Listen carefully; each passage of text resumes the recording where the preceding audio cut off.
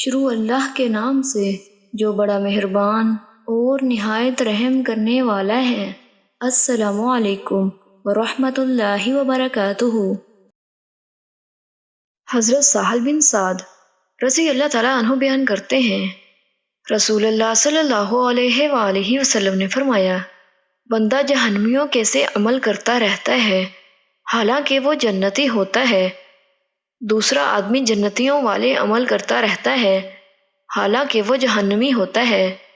اعمال تو وہ قابل اعتبار ہیں جو آخری ہیں۔ حضرت عائشہ رضی اللہ تعالیٰ عنہ بیان کرتی ہیں، رسول اللہ صلی اللہ علیہ وآلہ وسلم کو ایک انصاری بچے کے جنازے کی دعوت دی گئی تو میں نے کہا، اللہ کے رسول، جنت کی اس چڑیا کے لیے بشارت ہے، اس نے کوئی برائی کی نہ اس کا وقت پایا۔ آپ صلی اللہ علیہ وآلہ وسلم نے فرمایا، عائشہ، کیا اس کے علاوہ کوئی بات ہے؟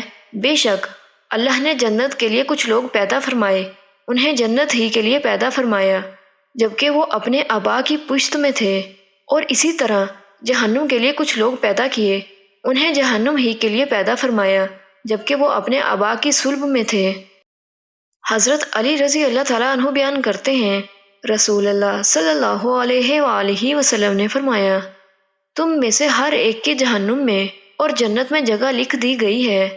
انہوں نے عرض کیا، اللہ کے رسول، کیا ہم پھر اپنے نوشتہ تقدیر پر بھروسہ کر لیں اور عمل کرنا چھوڑ دیں؟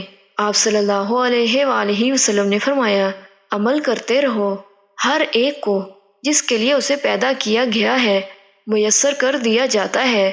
جو شخص سعادت مندوں میں سے ہوگا تو اس کے لیے اہل سعادت کے عمل آسان کر دیے جائیں گے، اور جو شخص بد نصیبوں میں سے ہوا تو اس کے لیے بد نصیبی والے عمل آسان کر دیے جائیں گے۔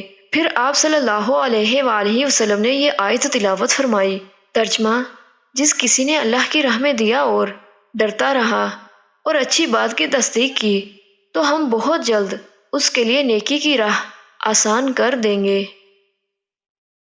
پیارے دوستو، اللہ تعالیٰ سے دعا ہے کہ اللہ تعالیٰ ہمارے لیے نیکی کا راستہ آسان فرمائے، آمین۔